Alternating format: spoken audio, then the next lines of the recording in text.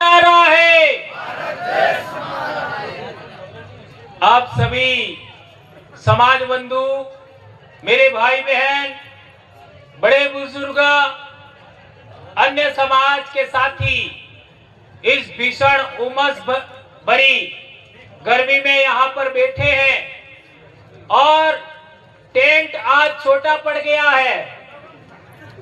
जितना टेंट के अंदर है इससे 5 गुना टेंट के बाहर है हमारे भाई बहन।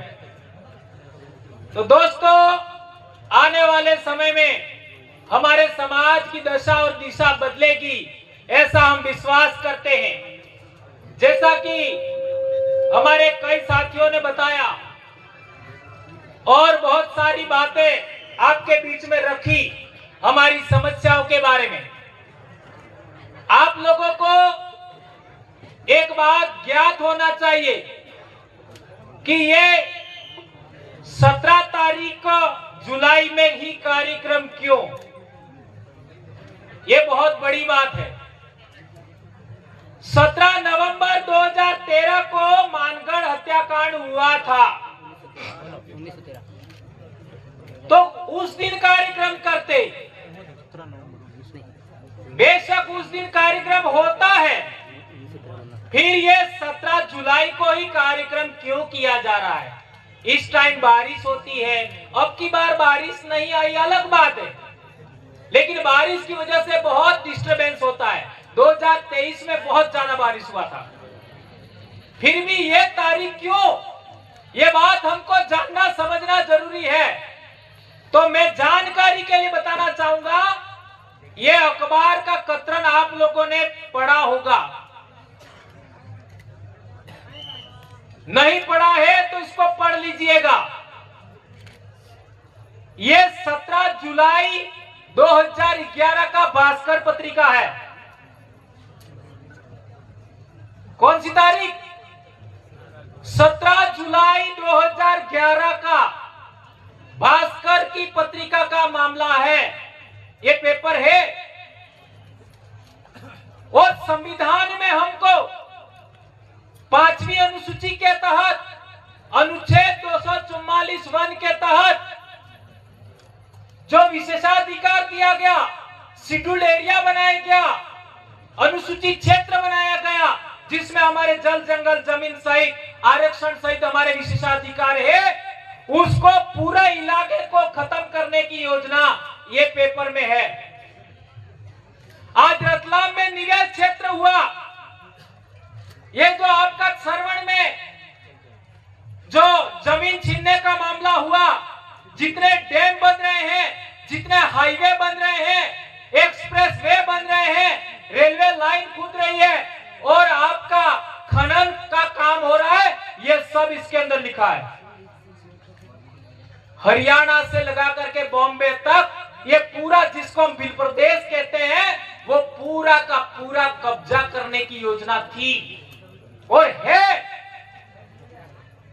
इस तरीके से देखा जाए तो हजारों साल से हमारे बाप दादे अरावली पर्वतमाला, सातपुड़ा पर्वतमाला, विंध्याचल पर्वतमाला और साबरमती नदी, लूणी नदी, माही नदी, नर्मदा नदी, तापी नदी और गोदावरी के इलाके में हमारे बाप दादा रहते थे। वो पूरा इलाका नियंत्रण में लेने का मामला था। इस वजह से हम लोगों ने इसको समझा और फिर यहाँ का आदिवासी समाज को जागरूक करने के लिए, इकट्ठा करने के लिए, संगठित करने के लिए हम लोगों ने लगातार मेहनत किया। और मेहनत करते करते करते हम पहले दूसरे संगठन में थे, वहां पर बात रखा, लेकिन वहां बात नहीं बनी क्योंकि निर्णय करने वाले लोग आदिवासी नहीं थे। तो हमने आदिवासियों के लिए, आदिवासियों के द्वारा और आदिवासी के लिए ही निर्णय करने वाला मंच तैयार किया, और वो कोई संगठन नहीं है, उसका नाम है आदिवासी परिवार। आदिवासी परिवार का कोई अध्यक्ष नहीं है, इसलिए कितना भी बड़ा आदमी होगा वो जाजम पर बैठेगा, मंच पर कभी नहीं बैठेगा। और उसके तहत ये कार्यक्रम आज हो रहा है। एक बात और कहना चाहूंगा कि हमारे आदिवासी इलाके के अंदर आप लोगों ने देखा होगा, सुना होगा, समझा होगा, हमारी बोली में एक कहावत है, क्या इतिहास दबावी दीदो। एम આપણે બાપ દાદા કઈ કે કઈ આપણે બાપ દાદાનો ઇતિહાસ દબાવી દીધો, पर कौन सा इतिहास दबाया ये हमारे बाप दादे जानते नहीं थे। ये बात कहते थे। इसके साथ एक और बात कहते थे हमारे बाप दादे, भील आदो आज थकी अणी धरती ना धूल मूलना धणी है। धणी का मतलब मालिक। ये हमारे अनपढ़ बाप दादा ये बोलते थे। और एक इंपॉर्टेंट बात है, कोई तो कमी रही होगी हमारी, जिसकी वजह से लगातार हम सिमटते सिमटते आज पहाड़ों में आए हैं। और पहाड़ों से भी निकालने का, जंगलों से भी निकालने का षड्यंत्र चल रहा है। तो वो कमियों को पूरा करते हुए, उन कमियों को खारिज करते हुए, नकारते हुए हम लोगों ने ये मंच बनाया है। इसलिए यदि आप आदिवासी परिवार की व्यवस्था को मानते हो तो मानगढ़ आइए। ये बात ध्यान रखिए, इस कार्यक्रम की बात कर रहा हूं। आदिवासी परिवार के अनुशासन को मानते हो तो मानगढ़ पर इस दिन आइए, बाकी आप रोज आइए, कोई दिक्कत नहीं। हम लोग आने वाली पीढ़ी को बचाना चाहते हैं। आज देख लीजिए, जुलाई, अगस्त, सितंबर, अक्टूबर, ये 4 महीना सबसे ज्यादा हमारे बच्चे स्कूल में आते हैं। जितने भी शिक्षक साथी हैं, जितने भी भाई स्कूल के बारे में जानते हैं, क्या ये बात सही है कि गलत है? जुलाई, अगस्त, सितंबर, अक्टूबर, यही 4 महीने हैं जिसमें सबसे ज्यादा हमारे बच्चे स्कूल में आते हैं। और इसी टाइम सबसे ज्यादा व्रत उपवास है, सबसे ज्यादा। और एक तो पूरा महीना सावन का। अरे पागलो, मेंढक से समझिए, मेंढक सर्दी में जमीन के अंदर रहता है, मेंढक गर्मी में जमीन के अंदर रहता है। वो पहली बारिश के साथ जमीन के बाहर आता है। और जब तक बारिश होती है तब तक मेंढक खाता रहता है, खाता रहता है, खाता रहता है और अपने शरीर में चर्बी इकट्ठा करता है। और जैसे ही बारिश खत्म हुआ वो वापस जमीन में चला जाता है और जिंदा रहता है। और तुम लोग जैसे ही बारिश शुरू होती है भूखे रहना शुरू करते हो, व्रत करते हो, उपवास करते हो।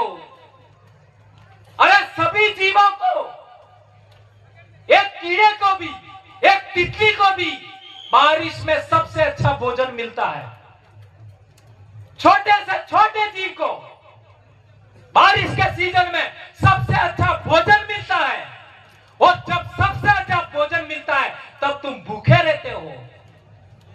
यह तुम्हारे दिमाग में यह बीमारी किसने घुसेड़ी? इसलिए मानकर आते हो, आदिवासी परिवार की व्यवस्था को मानते हो, आदिवासी परिवार के अनुशासन को मानते हो, तो पहला काम करिए, दिन को दारू कभी नहीं पिएंगे। क्या ये बात मानोगे? अरे मार कालजा नो खून तमार में है तो मानोगा। भीलो नो खून तमार में है तो मानोगा। ने बेड़ जो नो बीज रहता ने मानोगा।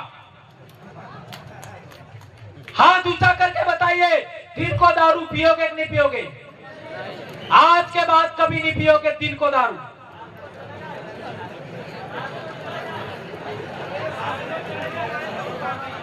और दूसरी बात, मैंने ये नहीं कहा कि रात को पीना है।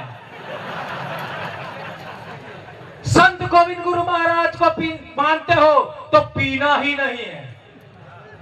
अरे આપણે બાપ દાદાને ભાવ આલવાનો મામલો તો તમે કપ બે કપ લઈ લો।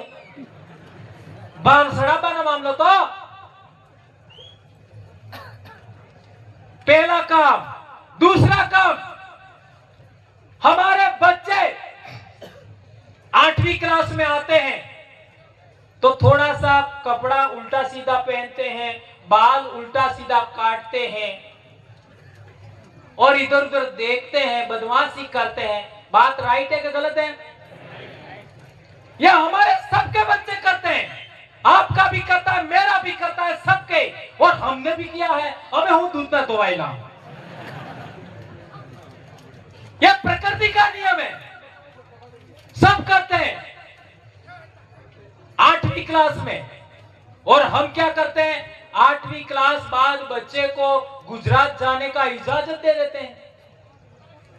गुजरात यानी शहर में काम करने की इजाजत देते हैं। ये बात राइट है कि गलत है? और जो बच्चा अहमदाबाद जाएगा, गुजरात में जाएगा, वो सबसे पहले फोन लाएगा। बात राइट है कि गलत है? और पसे 9वीं में फिर जाएगा और आई बाप ने थोड़ा परेशान करेगा और थोड़ा घी लावेगा, थोड़ा माँ बाप थकी लेगा, पसे 9वीं में गाड़ी लावेगा। और जिस बच्चे को तुमने 8वीं में मोबाइल दे दिया, जिस बच्चे को 9वीं में तुमने गाड़ी दे दिया, वो 10वीं में लाड़ी जरूर लाएगा। फिर क्या होगा? उम्र कम होने की वजह से पॉक्सो में जेल जाएगा। कितने बच्चे, नौजवान बच्चे जिनको कुछ भी पता नहीं है, आज हमारे समाज के बच्चे जेल में हैं। और बच गया तो 11वीं में नहीं बचेगा, 11वीं में जाएगा, हर हाल में बदमाशी करेगा। इसलिए मेरा दूसरा आपसे अनुरोध है कि 8वीं से 12वीं तक आप अपने बच्चों को फोन नहीं देंगे। यह सबसे कठिन टास्क है। तमार में पीलनो बीज है तो आ बात करोगा, कौन कौन मानेगा बताओ? यस, हाथ ऊंचा करो बेबे। यदि तुम्हारी नस्ल बचाना चाहते हो, तुम्हारे बाप दादाओं का एरिया बचाना चाहते हो, तुम्हारी संस्कृति बचाना चाहते हो, तो 8वीं से 12वीं तक बच्चों को फोन लाके नहीं दोगे। 8वीं से 12वीं तक बच्चे को मोटरसाइकिल नहीं दोगे। ये काम आप करोगे। एक और अंतिम बात देखा है कि हमारे बच्चे सोमवार को स्कूल जाने के बजाय व्रत करते हुए मिलते हैं। पढ़ाई से ही उन्नति होगी, व्रत से नहीं होगी। ये हमारे खुद के बच्चे हमने पैदा किए हैं तो उनको समझाना है। एक और बात, हमारे समाज में ट्रेडिशनल नॉलेज बहुत ज्यादा है, जिसको कहते हैं परंपरागत ज्ञान। आ महीनो आषाढ़ महीना में हमारे प्रकृति पूजा के 2-3 आपका त्योहार है। एक तो होता है आषाढ़ी 20, ध्यान रखो, एक आषाढ़ी पासेम, एक आषाढ़ी 11 और एक आषाढ़ी पोनेम। कटला सजा 20 पासेम 11 ने पोनेम या शारदाड़ा। मध्य प्रदेश में क्या क्या होता है पता लगाओ, गुजरात में क्या क्या होता है पता लगाओ, राजस्थान में क्या क्या होता है पता लगाओ, इसका क्या महत्व है ये पता लगाइए। महाराष्ट्र में भी। और एक बात, हमारा जो आषाढ़ का महीना है वो मकाई के नाम, जंगल की वनस्पति के नाम समर्पित है। सावन का महीना हमारे समाज की परंपरा अनुसार, हमारे ट्रेडिशनल नॉलेज के अनुसार सावन का महीना है वो सोकने नाम, हाड़ने नाम, धान्य नाम और आपका पहली उपज के नाम होता है। और भादरवा का जो महीना होता है वो धान की आपका पहली आवक के नाम होता है। और आश्विन महीना होता है वो हमारे समाज की मान्यता अनुसार नव सृजन करने वाली शक्ति की उपासना का होता है। और कार्तिक महीना होता है नई उपज भंडारण का होता है। इसलिए मैंने कहा कि जुलाई से अक्टूबर के महीने को आप लोग अच्छे तरीके समझेंगे, ऐसा मैं मानता हूं। ये जो सफेद पगड़ी है इसका क्या महत्व है? आप लोगों ने देखा होगा अलीराजपुर और मध्य प्रदेश में, बहुत गंभीर बात बता रहा हूं, याद रखो। झाबुआ, अलीराजपुर और दाहोद के इलाके में आपने देखा होगा कि हमारे शरीर पर कपड़ा कम होता है, यहां तक कि लंगोट होता है, लेकिन भील के सिर पर पगड़ी जरूर होती है। सही है गलत है? ये हो सत्य। और वो पगड़ी का रंग कैसा होता है? सफेद। ये ध्यान रखो, शरीर पर कपड़ा कम है, इसके बावजूद भी पगड़ी जरूर होगा और सफेद होगा। यदि किसी भील ने अपनी पगड़ी उतार करके किसी को पगड़ी दे दी तो क्या महत्व होता है? उसके सर पर रख दी तो कितना महत्व है उसका? उतर रहे हैं, स्पीच चल रही है दादा की। और किसी लड़ाई हो रही है और किसी भील ने पगड़ी उतार करके बीच में डाल दी तो क्या होगा? कितना भी बड़ी लड़ाई होगा रुक जाएगी। यह है पगड़ी का महत्व। हेलो। और एक गंभीर बात, अलीराजपुर, झाबुआ, आपका दाहोद की बात बताता हूं। यहां के भील जिस तरीके की धोती पहनते हैं वो धोती का रंग कैसा होता है? सफेद। और जिस तरीके धोती लपेट के पहनते हैं ऐसी धोती केरला, तमिलनाडु, कर्नाटक, आंध्र प्रदेश, तेलंगाना में भी पहनते हैं। अरे हाँ, सही है गलत है? और एक बड़ी बात, हेलो। भील कुंवारी लड़कियां अरे निकल आ रहा हूँ बस। अरे मोटचाड़ी जीवी रीति कपड़े पहने, घाघरा चुन्नी, ऐसा ही साउथ इंडिया की हीरोइने पहनती है, उसका क्या कनेक्शन है? साउथ इंडिया की पिक्चर किस किसने देखी? सबने देखी। तो वहां की हीरोइन जिस तरीके से घाघरा चुन्नी पहनती है ऐसा ही भील लड़कियां भी पहनती है। ये बात राइट है कि गलत है? सही है? इसका मतलब यह हुआ भीली संस्कृति भारत की मूल राष्ट्रीय संस्कृति है। समझ में आया? राष्ट्रीय संस्कृति है। यहां का पहनावा, भीलों का, आदमियों का पहनावा साउथ इंडिया तक चल रहा है। भीलों की लड़कियों का पहनावा साउथ इंडिया तक चल रहा है। और बड़ी बात, हमारी मां को हमारी बोली में क्या बोलते हैं? आई। ये आई अजमेर से कर्नाटक तक चलता है। और हमारी जो कुल देवी होती है उसको भी मताई कहते हैं।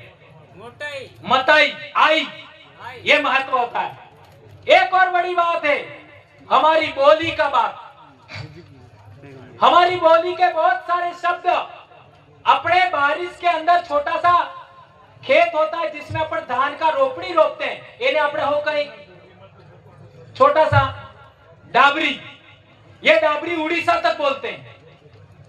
इससे पता लगा ये उड़ीसा तक। बकरी, बकरी को क्या बोलते हैं हमारे? साड़ी, साड़ी बोलते हैं। ये साड़ी शब्द उड़ीसा तक होता है।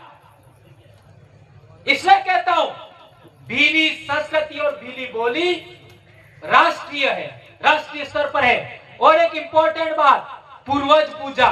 हम बाबा डोकरा की पूजा करते हैं, बाबा देव की पूजा करते हैं। जरा मैसूर के इलाके में तो जाओ, कर्नाटक में मैसूर शहर के अंदर हमारी यही पूजा पद्धति बाबा देव वाली, सीरा बावसी वाली, दाहोद का इलाके में सीरा बावसी बहुत ज्यादा है, हमारे चिकनी गलियाकोट में भी है, हमारे इलाके में भी है, ये आपका मैसूर शहर में भी मिलेगा। ये बहुत बड़ी बात आप लोगों को ध्यान रखना होगा।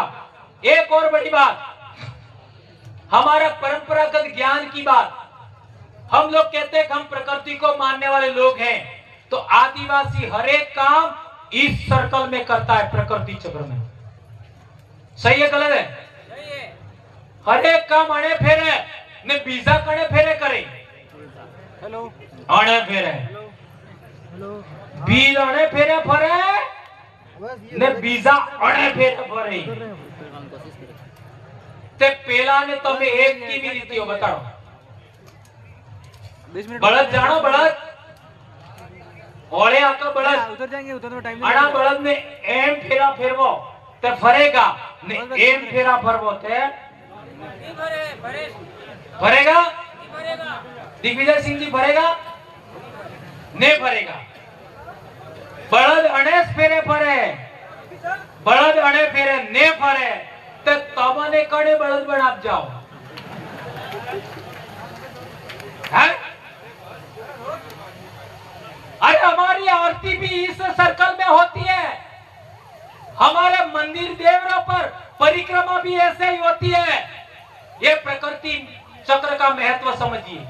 दूसरी बात है परंपरागत ज्ञान का, वो है निरंतर सुधार की प्रक्रिया। ये बहुत गंभीर बात है, बहुत बड़ी बात है।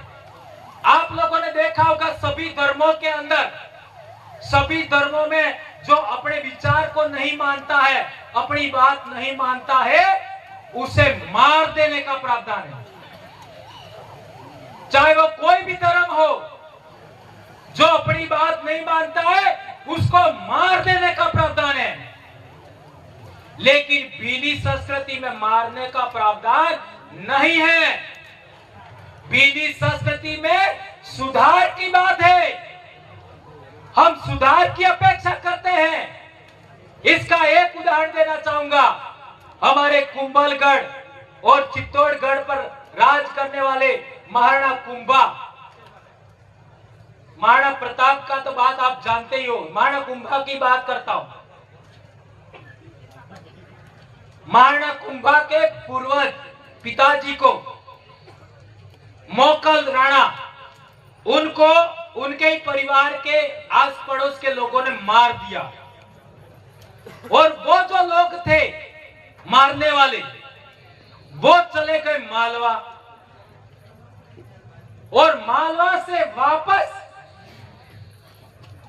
आपका मेवाड़ में आए तत्कालीन रियासत में, तो मोकल ने जिस आदिवासी को मारा था उसी आदिवासी के इलाके में जाकर रहे।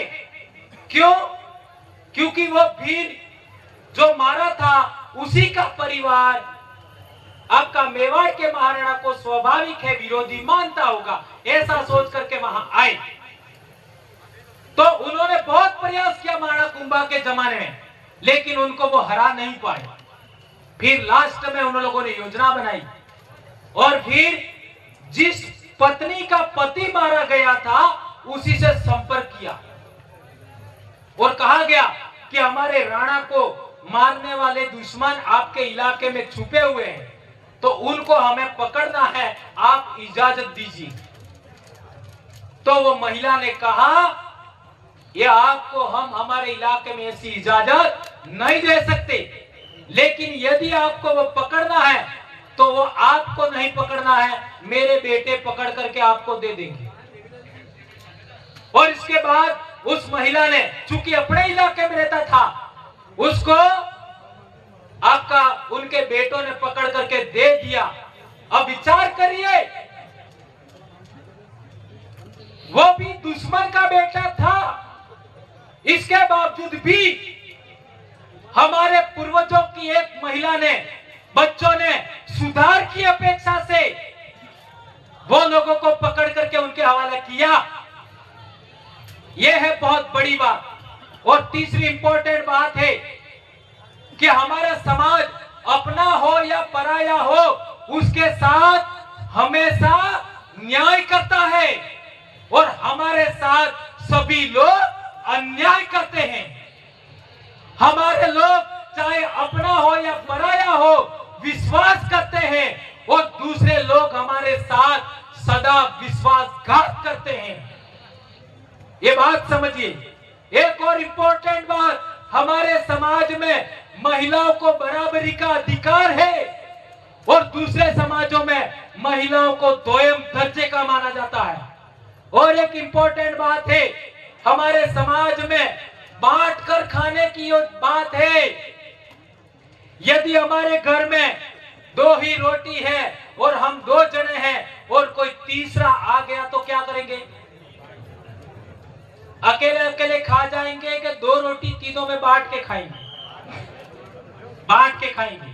और एक बड़ी बात, यदि गाड़ी में आप बैठे हैं, बस में, आपके साथ रोटी है, बिस्किट है, समोसा है, कचौरी है, या फिर आप रेल में बैठे हैं, तो आपके पड़ोसी में जो बैठा है उसके पास रोटी नहीं है, समोसा नहीं है, कचौरी नहीं है, क्या आप खा सकते हो?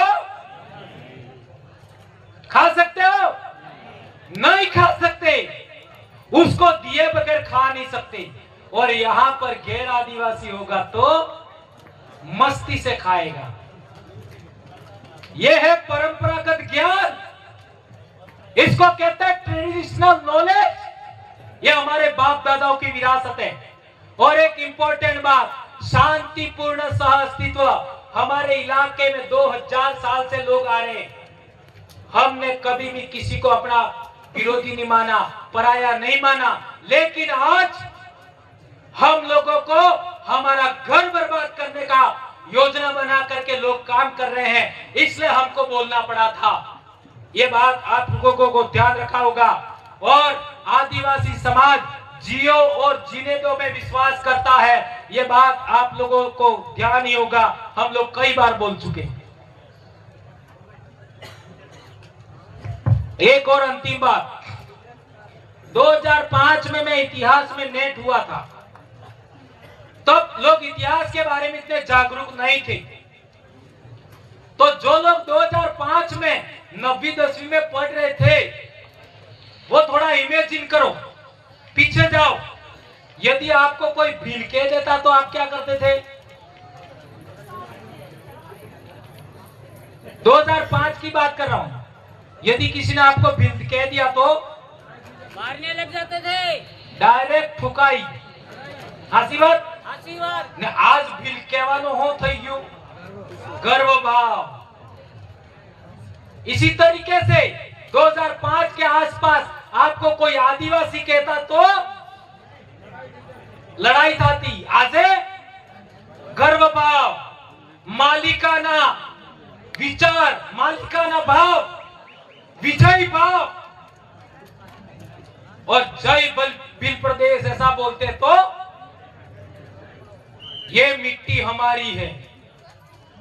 और जय जोहार ऐसा बोलते तो ये पूरी प्रकृति हमारी है।